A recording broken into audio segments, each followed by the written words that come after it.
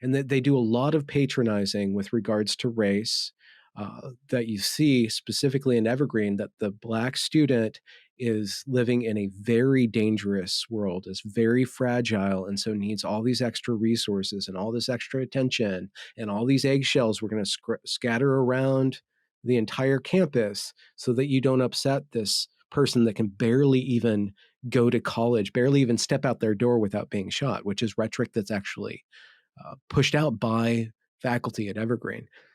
So with regards to college, broadly speaking, there's a lot of different aspects or kind of factors that are creating this situation where now, I can't remember what college, I should be better with facts and names and stuff, but just this past fall, even though it was COVID time and everybody was remote, the students staged this grand protest over something. I can't remember. Wow.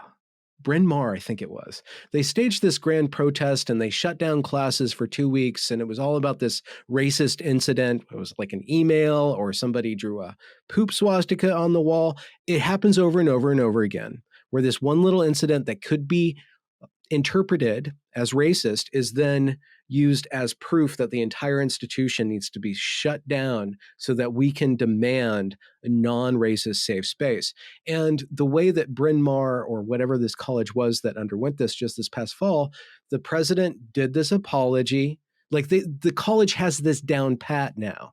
It's become a rite of passage. Students go to college to protest, to get their cred, to have the status of a protester now. And the college is more than happy to write all the apologies and stop the classes and implement all this training and all this stuff that doesn't have to do with learning an actual skill. It has to do with learning a morality.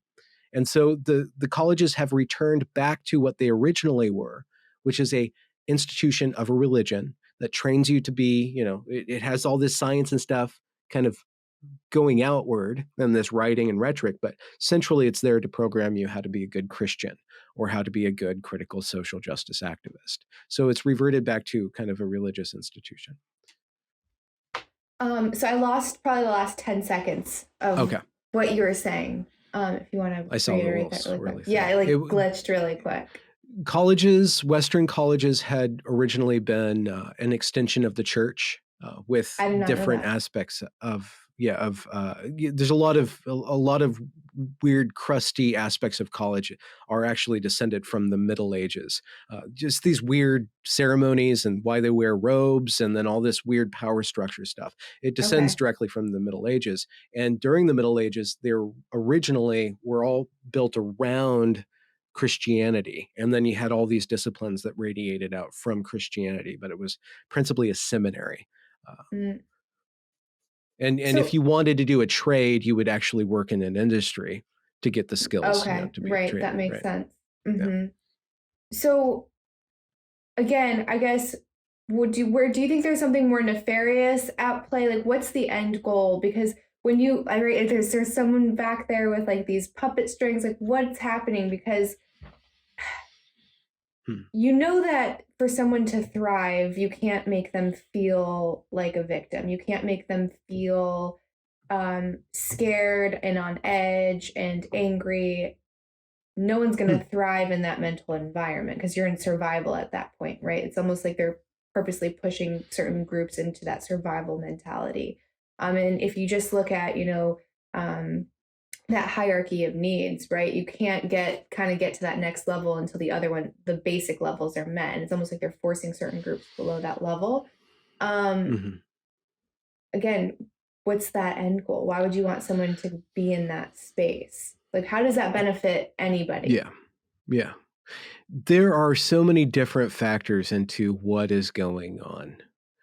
In 2020, we had a lockdown, right? Yeah. You remember that? I feel like some of the country is still there. I'm fortunate enough to be in North Carolina, so you guys are free. We're pretty open, yeah. Okay, yeah. So we had that lockdown and everybody was concerned about death, and death was our highest value. Avoiding death was our highest value. And then George Floyd happens, and all of a sudden our highest value of avoiding death was completely set aside. And the most important value was justice and equity and Black Lives Matter and racial equality and dealing with the sins of America and all of that stuff that had been in the wings, kind of getting ready in academia and then being played with at the HR corporate level, right? And being put into the heads of the students, it Mhm. all just snapped together. There was this pent up aggression because everybody was on lockdown. All these young people, like disassociated from school, they couldn't do their tiny little protests at their little colleges. Mm. But they could do it all together and take Mhm. over cities now and all Yeah. stand up on principle.